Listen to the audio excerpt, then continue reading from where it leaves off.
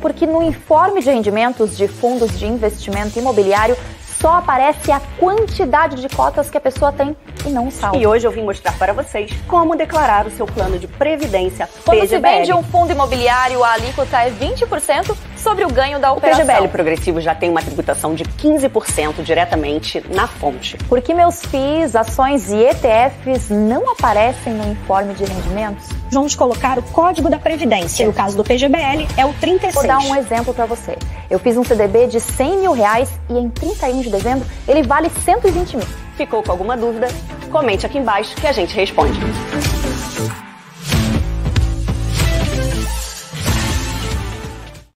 Olá, estamos aqui de volta com o Conversa com Zé Márcio. Tenho a honra e o prazer de ter comigo aqui hoje o ministro Henrique Meirelles. Olá, ministro, tudo bem? Tudo bem, Zé Márcio, é uma satisfação estar aqui, é uma satisfação de estar conversando com todos e é um momento importante para nós sempre conversarmos um pouco sobre o Brasil, particularmente agora. É isso aí, quer dizer, ministro, a conversa aqui um pouco, a gente gostaria de falar um pouco sobre o cenário, como é que você está vendo aí o cenário para a economia brasileira, para a economia mundial, mas vamos começar com o cenário lá fora. Como é que você está vendo o cenário de política monetária nos Estados Unidos e como que você acha que nós vamos passar esse ano aí, quer dizer, começou o ano super otimista, à medida que o tempo foi passando, a expectativa de queda de juros foi se adiando mais para o final do ano. Como é que você está vendo esse cenário daqui para frente, ministro? Olha, eu acho que o Fed claramente subestimou um pouco o volume de recursos que o governo do Joe Biden está injetando na economia americana. Isso gera, de fato, uma atividade forte e o Fed, que tinha aí um plano de corte aí de juros dentro de um determinado ritmo, ele está avisando que pode não ser exatamente aquilo. Então, é um momento, de fato, onde os mercados se ajustam a isso e etc. Mas, por outro lado, a economia americana, de fato, está forte, está crescendo, uma economia dinâmica, reage muito fortemente aos estímulos e está indo, em última análise, do ponto de vista do cidadão americano, está indo bem, apesar de que, por razões diversas, exatamente relacionadas a essa questão de nível de preços e etc., a percepção da evolução da economia por parte dos eleitores americanos, falando agora da eleição, não está realmente positiva como poderia estar, como os números indicam, por razões diversas, principalmente pelo nível de preços. E isso, evidentemente, prejudica um pouco aí a avaliação do governo Joe Biden numa eleição que claramente é muito importante para o mundo todo e que está muito equilibrada no momento. Portanto, esse é o quadro da economia americana. Eu acho que esse é o resumo do que está acontecendo lá no momento. Agora, ministro, na sua avaliação, você acha que a taxa de juros real dos Estados Unidos está muito contracionista, como alguns analistas têm dito aí, ou você acha que ainda está a taxa de juros real, historicamente, se você tirar esse período aí pós-crise de 2008, quer dizer, se comparar com o passado mais longevo aqui, você acha que a taxa de juros real, 1,5% na economia americana, ainda está pouco contracionista do ponto de vista para reduzir, levar a taxa de inflação para a meta, diminuir aí, quer dizer, afetar essa coisa do crescimento da economia americana e do mercado de trabalho, principalmente? Olha, Zé Márcio, essa é uma discussão interessante, porque, por definição, a taxa de juros real é aquela taxa de juros que equilibra ali a economia. Quer dizer, é uma taxa que, digamos, cobre, remunera os investidores pelos riscos embutidos na economia e etc.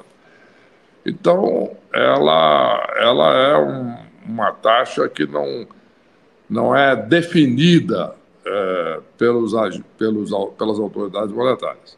Ela é uma taxa que é um dado de realidade, né?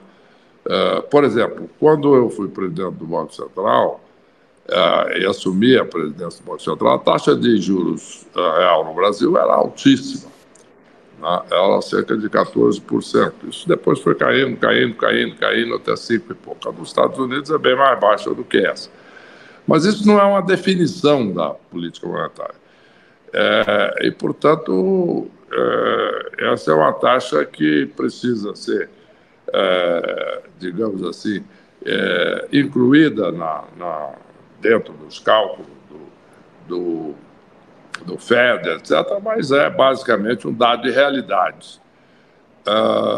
E é possível que, de fato, as estimativas de taxas de juros real nos Estados Unidos não estejam, no momento, totalmente em sincronia com o que é, de fato, no momento, a taxa de juros real. E isso aqui, inclusive, é uma das questões que o FED está procurando ajustar no momento, além de procurar a taxa de equilíbrio, que é aquela taxa que mantém a inflação na meta e a atividade crescendo normalmente, etc. Mas não há dúvida que o impacto aí da injeção de recursos do governo Joe Biden na economia é muito importante. Na verdade, esse é um problema que o mundo está tendo, né, no pós-pandemia, né? Que você teve uma reação bastante agressiva dos governos, dos bancos centrais e dos governos, tanto na política monetária quanto na política fiscal, uma enorme transferência de renda para as pessoas que não foi revertida depois que a pandemia acabou. Então, quer dizer, eu acho que o Brasil foi o único país que conseguiu reduzir o déficit primário, quer dizer, logo depois que a pandemia acabou. Os Estados Unidos continuam aumentando o déficit primário e isso é claramente muito expansionista e que teria que ser compensado pela política monetária. Quer dizer, pelo que você está nos falando, que a sua avaliação é que a política monetária ainda não conseguiu compensar inteiramente esse excesso de expansionismo da política fiscal, certo? Exatamente, é isso mesmo. Você definiu precisamente exatamente o que está acontecendo. O FED ainda não conseguiu exatamente reduzir, quer dizer, a inflação para o nível desejado e para o nível equilibrado, exatamente, talvez, numa certa timidez inicial em reagir à expansão da atividade e, como você mencionou, uma coisa que o Brasil fez e que agora o FED está, depois de reagir, procurando ajustar agora isso para os níveis de equilíbrio. Agora, como é que você vê, quer dizer, o efeito disso sobre o Brasil? Como é que você está vendo a economia brasileira? Como é que você, quer dizer, a gente tem uma política fiscal também muito expansionista, né? Quer dizer, você voltou a ter uma política fiscal bastante expansionista em 2023, tá certo? E uma política monetária que era bastante contracionista, mas que aparentemente está começando, está começando a chegar no seu limite. Como é que você está vendo esse processo, ministro? Você que foi ministro da Fazenda e presidente do Banco Central, quer dizer, você está numa posição bastante interessante para avaliar essa questão. Não há dúvida de que nós estamos claramente, como você mencionou bem, numa política fiscal extremamente expansionista. Quer dizer, o Brasil está conduzindo uma política fiscal visando tentar, com isso, gerar a curto e médio prazos um crescimento da economia e idealmente também a longo prazo. Isso parte de uma visão econômica que foi muito aplicada durante o governo Dilma, por exemplo, e que não deu certo. Agora está sendo, de novo, executada de uma forma menos agressiva, devido aí às intervenções e às negociações do ministro Haddad. O fato concreto é que existe essa linha de pensamento de que, na medida em que o governo injete mais recursos na economia e cresça a demanda, que a oferta vai reagir de acordo, rapidamente, e acertar isso, e, portanto, o equilíbrio seria rapidamente encontrado e o país voltaria a crescer num patamar maior. O problema é que isso não acontece. Esta não é a experiência que o Brasil tem, que outros países têm.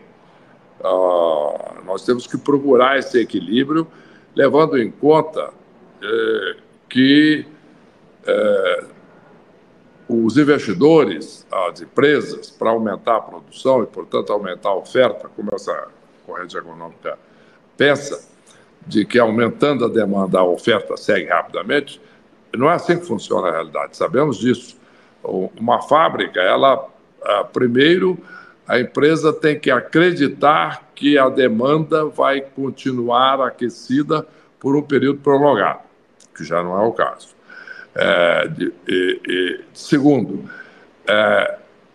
ela vai ter que aí fazer projetos, construir uma fábrica, etc., que demanda tempo. Em resumo, a reação da oferta ela é prolongada. Mesmo nas pequenas empresas, você pega uma padaria do interior, se há um aumento grande de demanda, o padeiro, no caso, tem que encomendar mais um forno, contratar mais empregados e etc. Então, ele tem que acreditar que aquilo vai continuar, em primeiro lugar, e, em segundo lugar, fazer todas as instalações, etc. Em resumo, o que acontece, na realidade, com isso é um desequilíbrio. Isso força o Banco Central a ter uma política monetária mais conservadora, o que o Brasil fez, apesar de todos os protestos, etc., e que agora, no corte de juros, na medida que a inflação está convergindo, essa expansão, muitas vezes, pode prejudicar, essa expansão fiscal pode prejudicar exatamente esse corte de juros. Idealmente, a política fiscal e a política monetária devem estar sincronizadas, quer dizer, se a economia está um pouco aquecida, se está havendo um pouco de pressão inflacionária, de superaquecimento, seria importante que não só a política monetária fosse restritiva, mas que também a política fiscal fosse na mesma direção. Porque quando nós temos uma situação onde a política fiscal caminha de um ritmo expansionista e o Banco Central tem que tentar contrair a economia, nós temos aí uma situação onde gera taxas de juros maiores, etc. Em resumo, esse é o quadro do Brasil. A economia, no ano passado, impulsionado por esse consumo, reagiu bem, etc. Agora, nós estamos vendo aí a dificuldade do Banco Central de poder baixar as taxas de juros, exatamente por isso que nós estamos comentando. Então, a economia está aquecida, o emprego relativamente aquecido também, então nós temos que equilibrar isso para que a inflação possa convergir naturalmente para a meta. Agora, esse cenário é bem preocupante, né, Ministro? Porque, afinal de contas, no ano passado, nós tivemos um crescimento da economia de 2,9%, mas fundamentalmente baseado no aumento do consumo das famílias, aumento do consumo do governo, tá certo? E nas exportações. A taxa de investimento mostrou uma queda substancial de 3 pontos de porcentagem do PIB, o consumo de máquinas e equipamento caiu 8,9%, ou seja, na verdade, a gente está crescendo com o aumento de demanda sem aumentar a oferta, potencial da economia. Quer dizer, desse ponto de vista, quer dizer, nesse cenário, a gente deve esperar que em algum momento você vai barrar no limite de capacidade produtiva que vai gerar inflação. Quer dizer, eu acho que esse é o cenário que você está vendo no curto prazo, que é no médio prazo, alguma coisa assim. Sim, é exatamente aquilo que nós estávamos mencionando, Damásio. Quer dizer, as empresas elas têm que acreditar na sustentabilidade disso. Quer dizer, da mesma maneira como nós estamos analisando aqui quais foram as causas do aumento de consumo, será sustentável ou não, exatamente pelos aumentos do consumo, o aumento do consumo e o aumento, particularmente, do consumo das famílias, etc., terem sido impulsionados pelos fatores que você está mencionando, as empresas estão analisando isso. As empresas têm economistas, etc., e coisa. Então, não estão fazendo os investimentos nem no ritmo dos anos anteriores. Não é isso? Como você disse, a expansão do investimento caiu. Tá certo? Então, o que acontece? Nós vamos ter, de fato, exatamente esse problema à frente previsto. Quer dizer, a demanda não reagindo, a oferta não reagindo a esse aumento da demanda, na medida em que os agentes econômicos não estão vendo isso como sustentável e, portanto, não estão fazendo os investimentos de longo prazo. E o Banco Central, evidentemente, tem que reagir a esse desequilíbrio, a esse potencial superaquecimento através de uma política monetária mais restritiva, que é o que está acontecendo. Agora, ministro, da sua avaliação, essa reação negativa ou não reação dos investimentos está relacionado exatamente a quê? A uma taxa de juros muito alta, ao excesso de incerteza da economia brasileira, a um cenário político que a gente não consegue controlar? Como é que você está vendo essa questão do investimento nos próximos anos na economia brasileira? É exatamente uma conjugação desses fatores. Quer dizer, de um lado, a incerteza fiscal. Eu acredito que é o fator mais importante. Né? As empresas, na hora que vão planejar os seus investimentos e na hora que vão planejar o possível aumento de demanda para os próximos anos, elas estão levando em conta esses fatores. Houve um aumento do consumo das famílias, etc., no ano que vem. Isto é sustentável? Vai haver, de fato, uma expansão no mesmo ritmo nos próximos anos? E pelos fatores, inclusive, que você mencionou, mostram que isso não é exatamente sustentável. Por outro lado, a inflação está reagindo a isso. Né? O Banco Central, portanto, está tendo dificuldade de poder fazer um corte de juros agressivo, uma taxa que está claramente contracionista. Então, em resumo, o Banco Central tomou medidas para desaquecer a economia superaquecida. Portanto, agora o Banco Central começou o processo do corte de juros, mas está tendo dificuldade de manter um ritmo de corte exatamente por tudo isso, né? Pela a falta digamos assim, de condições de sustentabilidade do equilíbrio aí entre oferta e demanda. Então, tem que restringir um pouco a demanda através da taxa de juros. O problema é que isso afeta também o investimento. Tá? Então, este de fato, o resultado dessa equação. Qual seria a solução para isso? Nós teríamos que moderar os gastos públicos, o que não está no radar no momento, pelo que eu estou percebendo. Teríamos que moderar um pouco os gastos públicos para que o Banco Central pudesse baixar um pouco a taxa de juros e facilitar, inclusive, de um lado, os investimentos na medida em que a taxa de juros seja menor, mas também dar confiança ao investidor de que haverá um equilíbrio de longo prazo e isso fazendo com que, portanto, ele possa investir no longo prazo, construindo fábricas e montando lojas de varejo, etc, etc, etc. Então, tudo isso levaria ao equilíbrio e a um crescimento mais elevado de forma sustentável. O ministro, que você acabou de falar aí sobre o risco fiscal, como é que é a sua avaliação? O governo acabou de mudar o arcabouço fiscal, acabou de mudar as metas de superávit primário, diminuir, na verdade, né? Quer dizer, você tinha uma meta de superávit primário de 0,5% do PIB o ano que vem, foi para zero, né? Quer dizer, equilíbrio, e você tinha uma meta de 1% do PIB para 2026 e foi para 0,25% do PIB.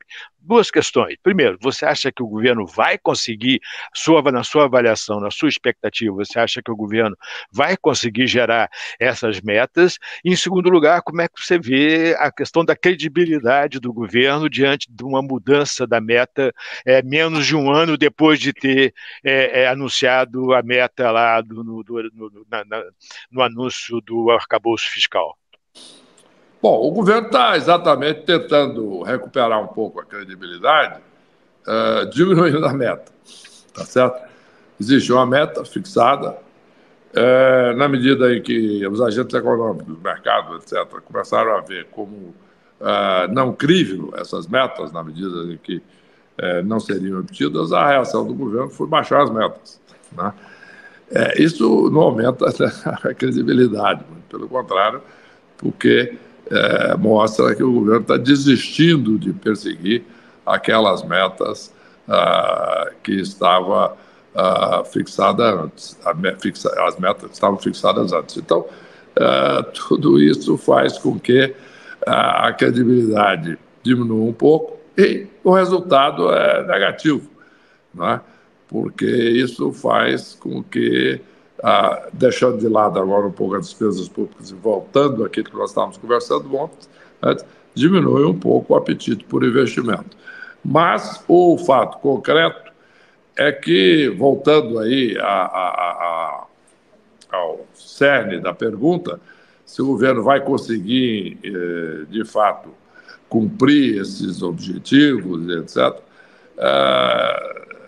eu acho que continua um pouco em dúvida isso, duvidoso, porque, apesar de ter baixado e, portanto, eles se tornam mais factíveis, mas o ritmo de aumento de despesas do governo é muito grande e o governo claramente está numa postura que acredita que o gasto público vai gerar um crescimento sustentável, um equilíbrio a longo prazo, por todos esses mecanismos que mencionamos, e que não será o caso. Então, voltando mais uma vez ao ponto, na medida em que o governo claramente tem uma visão de investimento público e de crescimento dos gastos sociais, etc., como o motor do crescimento da economia, além dos aspectos aí claramente de sociais, né?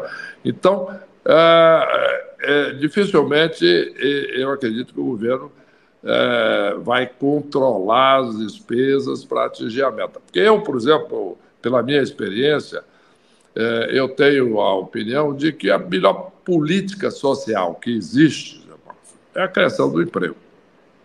Tá?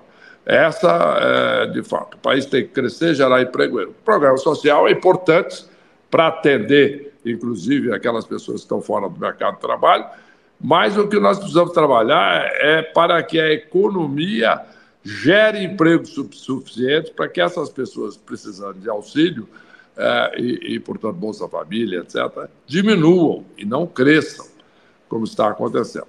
É bom que tenha, mas, por outro lado, o melhor é que não precise, isto é, as pessoas tenham emprego, que é algo que propicia à família uma renda muito maior do que pura e simplesmente os programas sociais. Portanto, este é exatamente o quadro. Como tem toda essa postura, essa abordagem econômica por parte do governo, somada com objetivos eleitorais, etc., etc., etc., eu acho que realmente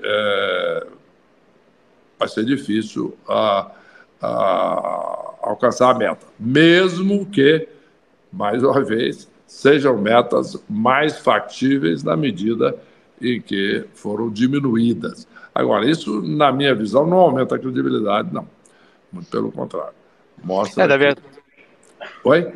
Na verdade, quer dizer, é um pouco que a nossa expectativa também. Acho que dificilmente o governo vai conseguir aprovar no Congresso os aumentos de impostos que são necessários para financiar o aumento de gastos que vai exigir atingir essas metas aí que o governo tem.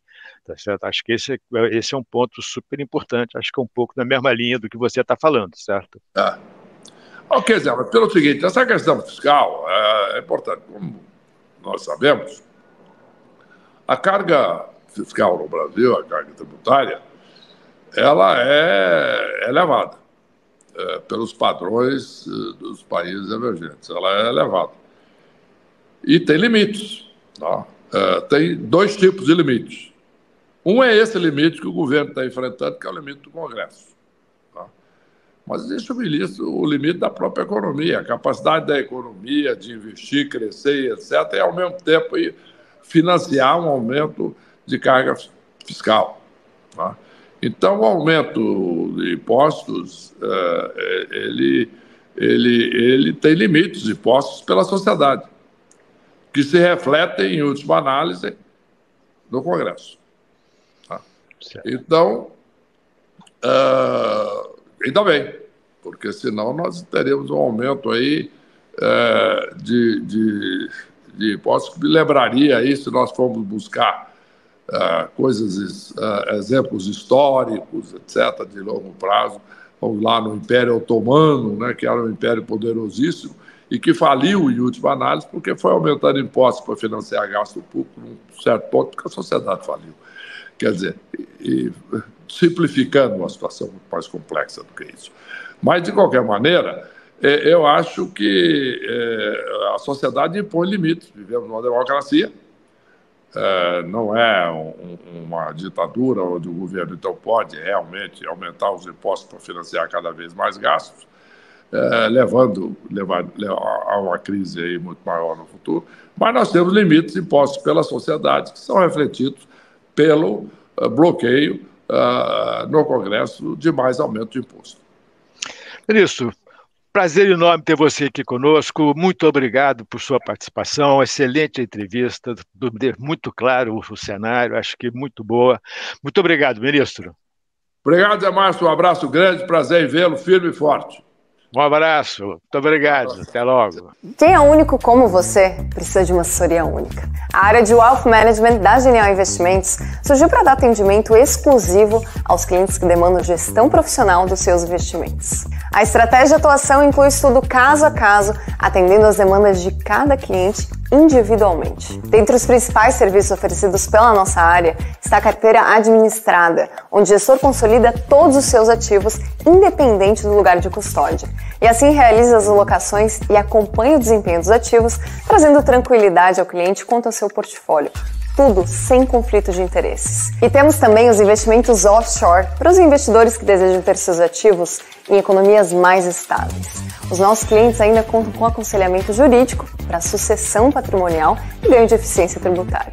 Assim, tudo é construído exclusivamente para você, a partir de seus valores e objetivos específicos. Nossos 3 pilares incluem a arquitetura aberta, a consolidação patrimonial, permitindo ao cliente ter uma visão 360 sobre o seu portfólio, independente do local de custódia dos ativos, e a preservação do seu patrimônio, buscando blindar seu patrimônio nos momentos de crise e alcançando resultados acima da média. Você, cliente de Wealth, vai receber um relatório com todas as informações da sua alocação e performance. E vai ter acesso a reuniões mensais de alinhamento ou quando você precisar. Se quiser mais informações sobre a nossa área, é só deixar o seu contato no nosso site ou enviar um e-mail para genial.wealth@genial.com.vc.